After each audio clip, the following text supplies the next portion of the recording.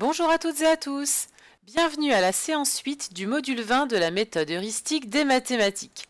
Commençons par nos activités ritualisées et aujourd'hui, je vous propose de revoir les solides. Quel est le nom de ce solide? Très bien, c'est un cube, bravo. Et comment s'appelle cette partie-là du cube? Bravo, c'est une arête. Le cube en possède 12 que tu vois ici. Là, j'en ai 4 ici, 4 ici, et puis 4 qui sont comme ça verticales. Comment s'appelle cette partie-là du cube? Oui, très bien. C'est un sommet et le cube possède 8 sommets. 4 ici, et puis 4 ici, un qui est caché à l'arrière. Quelles sont les particularités du cube? Alors effectivement, le cube, c'est un solide qui a 6 faces et toutes ces faces sont des carrés. C'est comme ça que tu peux reconnaître un cube. Il y a des petites particularités supplémentaires, mais en CP, on va se contenter déjà de ces informations. Passons à ce solide. Connais-tu le nom de ce solide? Très bien, c'est le pavé. On peut même dire le pavé droit. Alors, si je te demande quel est le nom de cette partie? Très bien, une arête. Et tout comme le cube, le pavé en possède 12. Quel est le nom de cette partie de ce solide? Tout à fait, un sommet. Et tout comme le cube, le pavé possède 8 sommets. Est-ce que tu connais des particularités du pavé? Oui, hein, le pavé a aussi 6 faces et toutes ces faces sont des rectangles. Bravo pour ceci. Allez, maintenant, passons au nom de différents solides. Est-ce que tu peux me dire quel est le nom de ce solide? Oui, hein, c'est un cône. Le chapeau pointu de la sorcière, en fait, c'est un cône. Ou bien, tu reconnaîtras aussi le cône glacé, hein, sur lequel on vient, enfin, le cône sur lequel on vient mettre une boule glacée. Et le nom de celui-ci? C'est un cylindre, tout à fait. Bravo! Mais dis donc, tu es devenu super fort dans les solides. Allez, et celle-ci? Oui, c'est une sphère. On peut aussi dire une boule. Ça dépend si elle est creuse ou elle est pleine. Et puis ici, qu'est-ce que c'est? Une pyramide. Bravo. Maintenant que les solides n'ont plus de secret pour toi, revoyons juste le vocabulaire. Tu m'as dit que ceci s'appelait des... Très bien. Sommet. Et ici, tiens, on n'en a pas parlé tout à l'heure. Tout à fait. Ça s'appelle une face. Je disais donc que le cube a 6 faces et le pavé aussi. Maintenant que les solides n'ont plus de secret pour toi, passons à un travail sur les ordres de grandeur. Voici un éléphant. Tu vois à peu près ce que c'est, tu te l'imagines? Très bien. Un surligneur. Mhm. Et un être humain, un homme. Si je te demande maintenant de les classer du plus léger au plus lourd, en réel, que mettrais-tu en premier? Quel est parmi ces personnages ou objets ou animaux le plus léger et quel est le plus lourd? Je te laisse faire une pause et à tout de suite pour la correction. Alors, commences-tu? Oui, je suis d'accord avec toi, hein. L'objet le plus léger, c'est d'abord le surligneur. Un surligneur, ça pèse un peu moins de 10 grammes. Si tu prends des trombones et que tu en prends 10, tu as environ 10 grammes. Un trombone, ça va être 1 gramme. Donc ça te donne une idée du poids, de la masse du moins, d'un surligneur. Et ensuite, qu'est-ce qui est plus léger entre l'éléphant et l'être humain? Oui, tout à fait, c'est l'être humain. Un être humain adulte va peser entre 50 kg et 150 kg. Alors bien évidemment, il y en a des plus légers et puis peut-être voire des plus lourds. Enfin 150 kg, c'est quand même une fourchette très très haute. On va dire qu'en moyenne normale, allez, un homme va être à 80 kg plus ou moins 10-20 kg. Ah, tu pourras demander à ton papa ou à ta maman combien ils pèsent s'ils veulent bien le dire et ça te donnera une idée de la masse d'un être humain. Bien évidemment, un enfant pèse beaucoup moins que 150 kg. Enfin, je l'espère. Et puis, forcément, le dernier, c'est l'éléphant. L'éléphant, ça pèse entre 3 et 6 tonnes. Alors, pour te donner une idée, une petite voiture, une petite citadine, ça pèse environ autour d'une tonne. Tu imagines, un éléphant, c'est 3 à 6 fois plus lourd. C'est environ 3 à 6 petites voitures. Impressionnant, non? Bravo en tous les cas pour ce classement. C'est important d'être capable d'estimer à peu près la masse d'un objet et être capable de les classer. Donc n'hésite pas à le faire chez toi, à prendre quelques objets, à essayer dans un premier temps de les classer du plus léger au plus lourd, et puis pourquoi pas vérifier ton travail en utilisant ta balance de cuisine ou ton pèse-personne. Allez, maintenant que tu as réussi à faire ce travail, je te propose de passer au calcul mental. C'est le moment de sortir ton chronomètre. Et oui, tu vas devoir le programmer sur 3 minutes parce que je te propose aujourd'hui le chronomètre numéro 8. Alors, sors ton chronomètre, programme-le. Éventuellement, si tu as la fiche de travail, prends ta fiche chronomètre 8. Si tu ne l'as pas, n'oublie pas que tu peux te contenter de faire pause sur la vidéo et de n'écrire que les résultats. Ne réécris pas les additions ou éventuellement les soustractions s'il y en a, mais n'écris que la réponse pour gagner du temps parce que c'est un exercice de rapidité. Tu vas avoir 3 minutes, 20 calculs et tu dois aller le plus loin possible.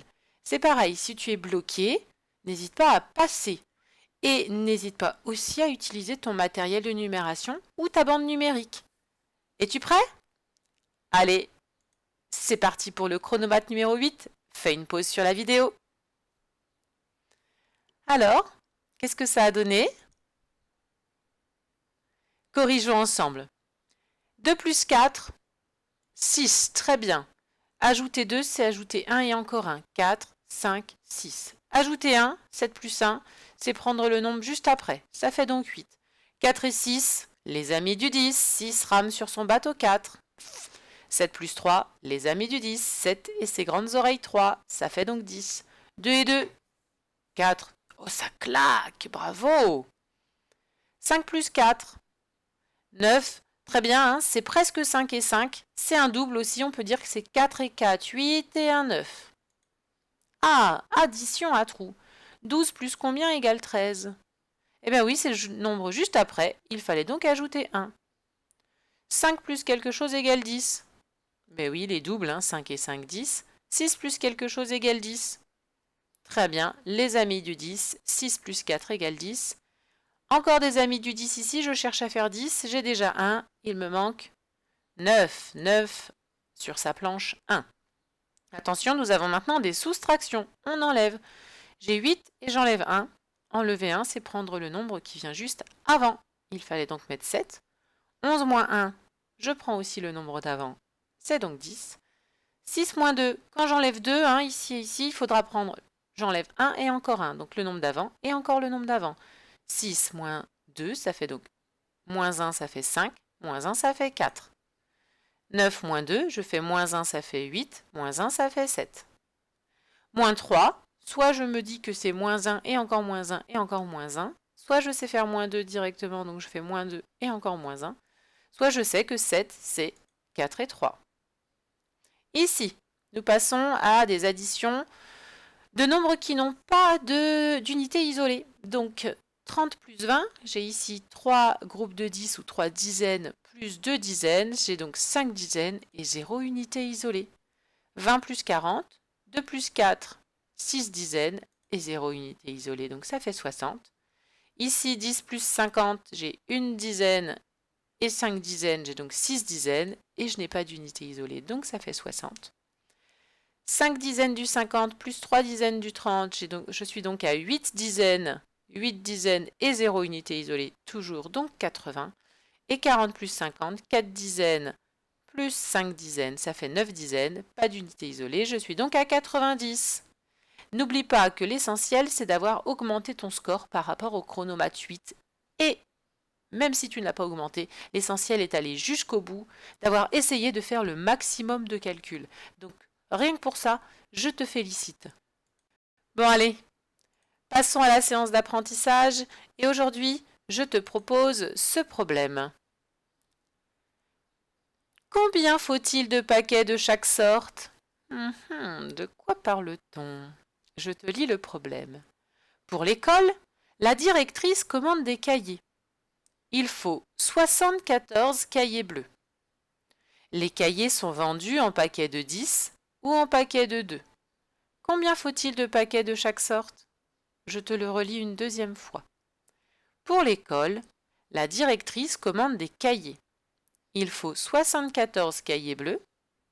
Les cahiers sont vendus en paquets de 10 ou en paquets de 2. Combien faut-il de paquets de chaque sorte? Ah!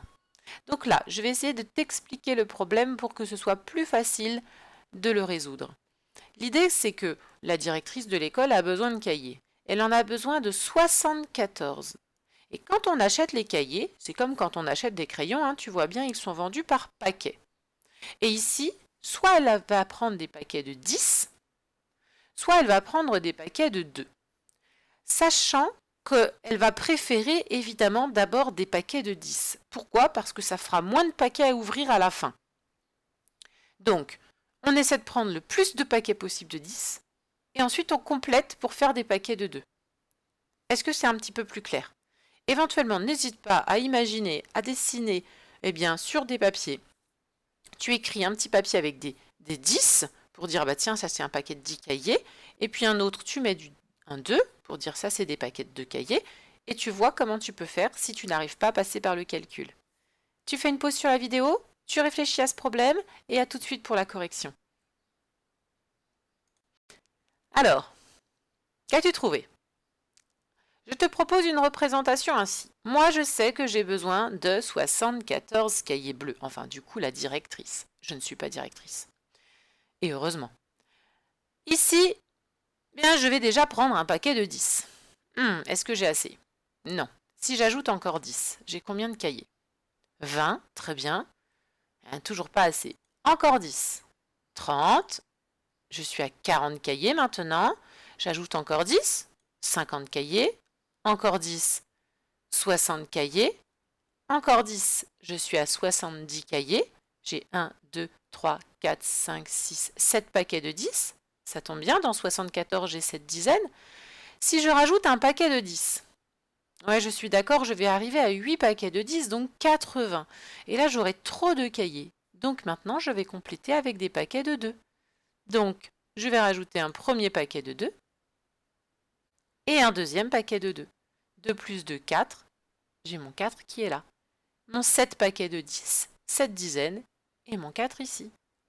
Alors, si éventuellement tu es passé par le calcul, peut-être as-tu proposé ce genre de calcul. 10 plus 10 plus 10 plus 10 plus 10 plus 10 plus 10 plus 2 plus 2 égale 74. Et comment voit-on la réponse? De combien de paquets de 10 ai-je besoin? Et de combien de paquets de 2 ai-je besoin? Eh bien oui. Et j'avais besoin de 7 paquets de 10, puisque j'ai 7 dizaines dans 74, et 2 paquets de 2. Il fallait donc dire qu'il me faut 7 paquets de 10 cahiers et 2 paquets de 2 cahiers. Bravo! Je te rappelle que l'essentiel, c'est toujours d'essayer. Il faut vraiment, vraiment, vraiment essayer, se lancer, même si on ne trouve pas la réponse. Il faut essayer, tenter de trouver des idées pour trouver les réponses aux problèmes. Ne jamais abandonner, c'est l'essentiel. Allez, bravo pour ce bon travail. Pour terminer cette séance, je te propose un sudoku. Et oui, tu vas pouvoir aujourd'hui finir le mini-fichier sudoku avec les sudoku 11 et 12. Je ne vais pas très expliquer comment ça fonctionne. Je te propose donc la grille 11 et 12 et à tout de suite pour la correction. Alors aujourd'hui, je te propose de faire ensemble la grille 11 pour la correction. Et oui, et ensuite je te donnerai les deux corrections. Juste pour rappeler un petit peu les techniques. On se souvient que l'idée c'est de placer tous les nombres 1, 2, 3 et 4 dans chaque carré, ou dans chaque ligne, ou dans chaque colonne. Comment je fais? Alors, moi, j'aime faire des sudoku, je l'avoue. Je trouve que c'est un passe-temps intéressant. Donc, par exemple, si je prends ce carré, je vois que j'ai déjà le 1 et le 3. Il me manque donc deux nombres. Il me manque le 2 et le 4. Le 2 et le 4, je pourrais très bien les mettre là. Est-ce que je peux les mettre là? Eh bien non, je ne peux pas mettre le 4 parce qu'il est déjà sur cette ligne. Donc je sais qu'ici, ça va forcément être le 2. Si ici c'est le 2, j'ai 1, 2, 3, il me manque le 4 dans ce carré. Le 4 est là. Et puis là, que vois-je? Une colonne où il ne me manque qu'un seul chiffre. Facile, quand il manque qu'un seul chiffre dans la colonne, on n'a pas le choix. On a déjà 2, 3, 4, il manque donc le 1. Tu vois, c'est plutôt simple. Est-ce que tu vois une ligne ou une colonne ou un carré où il ne manque qu'un seul chiffre? Mais oui, ici, très bien. Et quel est le chiffre qui manque? 1, bravo. Il fallait donc mettre le 1. Maintenant, ici, on voit que dans toutes les lignes, les colonnes ou les carrés, il nous manque plus qu'un nombre. Eh bien, on peut faire comme tout à l'heure. C'est-à-dire ici, je sais qu'il me reste dans ce carré le 2 et le 3 à placer. Le 2, je ne peux pas le mettre ici, parce que je l'ai déjà ici. Donc ici, c'est forcément le 3. Donc ici, eh ben, c'est forcément le 2. Ouh, que vois-je? Une colonne dans laquelle il ne manque qu'un seul nombre. Facile du coup ici. Eh oui, le 1. Maintenant, si je prends ce carré, j'ai 1, 2, il me manque 3 et 4. Est-ce que je peux mettre le 3 ici? Bah non, le 3 il est déjà là, il est déjà sur cette ligne. Je n'ai pas le droit, donc c'est forcément le 4. Et bien forcément ici j'ai le 3. Et ici? Mais oui, il ne me manque plus qu'à compléter. Sur cette ligne-là, il me manque le 2. Et sur cette ligne-là, il me manque le 4. Voilà pour la correction du numéro 11. Tiens, vérifions. D'ailleurs, est-ce que j'ai bon? Oh, trop forte. J'adore les sudoku. Allez, je te laisse vérifier ta grille 12 et je te dis à très bientôt pour une nouvelle vidéo.